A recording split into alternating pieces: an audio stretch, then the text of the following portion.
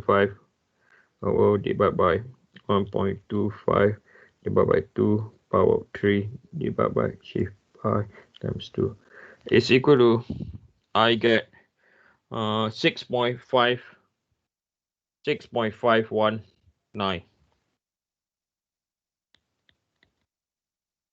Okay, times 10 to the power 3 psi. Okay, and we know it's negative shear, right? We know there's negative shear. So now we have everything now. Okay, we have space. Yes, we have everything now. So now we draw our element. Okay, we draw element. We know that it's under compression. Okay, we know it's under compression, and it's under compression by 18 point what? 18 point, sorry. 18.775.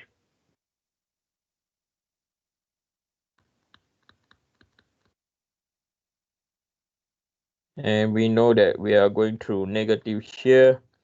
The negative shear value is 6.519.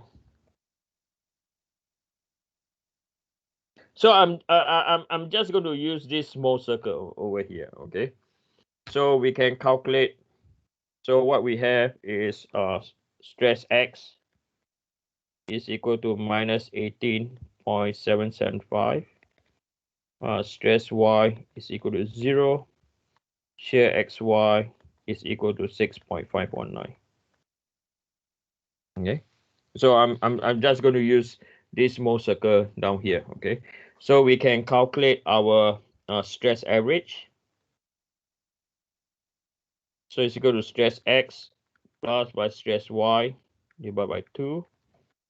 So stress X is minus 18.775 plus by 0 divided by 2. So 18.775 divided by 2 minus 9.3875 psi. Okay. Or times 10 to the power 3, or just put ksi.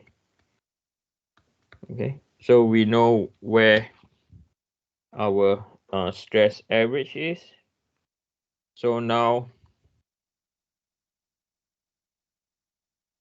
we want to find our in fact, now we can directly find our, so we know that over here, right? We know that from here to here, right? We know from here to here is 9.3875, right? We know this value also, and this value is 6.519. So now we want to find tangent to theta p. Okay, so tangent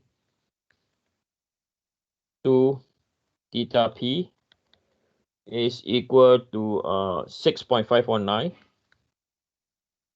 divided by 9.3875, right? So 2 theta p, I'm almost done. Okay, 6.519 divided by 9.3875. Inverse tangent is equal to 34.777, 34.8 degrees. And then theta p is equal to 17.4. Okay, and it's going to rotate anti-clockwise. Okay, so what this means? Okay, so now if we have our shaft, right? This is our shaft. And if we look at our shaft, we have a point load over here coming up. Now this is the plan view. Okay, so I'm trying to recall our orientation. Y and Z. So this is our X and Y. Okay, so this is where our element H is. Okay, we are viewing from the plan view. So we have another a 600 force down here coming out, and then we have a 600 force going down somewhere around here, right? And then we have a torque going at 2,500. Hey, 2,500 pound-inch, right? So our first orientation, right? So we know that this is our zero line. So this is how you lay your carbon fiber, okay? So the first critical orientation is 17.4. So I'm going to sketch 17.4, or I'm going to just draw 17, okay? So 17.4 anti-clockwise. So let me see, this is about, yeah. So this is your first lay direction. Okay, so you specify, you put in a computer, this is your first winding direction, 17.4 degrees. Okay. And then the next one, because this is your principal plane, right? And then your next one, next direction is this. Come on, Eugene. G. And then your next direction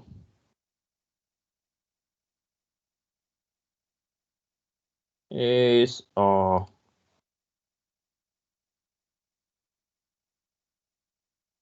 this angle now. So this is the next direction that have zero shearing stress. Okay. So this direction from the horizontal will be equal to 90 plus by 17.4 is equal to 90 plus by 17.4 is equal to 107.4 degrees. Okay, 107 point. Hey, come on, come on. 107.4 degrees. So these are the two orientation that you will lay your carbon fiber the most. Okay. However, other directions are also important. So for example, this one you will lay times 5 times lay, means you go round 5 times. This one is also you lay 5 times. Okay, 5 times laying direction, or 5 times you deposit your carbon fiber. It means the carbon fibers, that orientation, you go past once, twice, 3 times, 4 times, 5 times. Then you have to switch a different direction. Okay. And this is what we call the minor direction. So the minor direction can be, okay, you can offset by this angle. Okay. So this angle, so let's say this angle you offset by. Now this is not the principal plane direction. Okay. So you offset by maybe 10 degrees from 17.4. Now this one you only lay one time. Okay. And then you rotate again. You paste. Okay. Then you rotate. Okay. Then you lay this direction again. Okay. Again, this one is again from here, a 10 degree. Now 10 degree is arbitrary. It can be 5 degrees, it can be 15 degrees, it can be 20 degrees, whatever. This is just a one-time lay. Okay.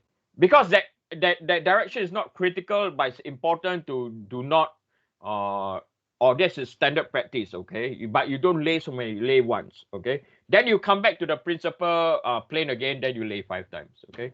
So this in a nutshell, okay, is how we manufacture carbon fiber shaft component, okay? That's all for my lecture. I do apologize for getting over, of going over time. Thank you so much. I'll see you guys next week then, okay? I will still be around if you have any other question. What does the J mean in the torsion formula, Eugene?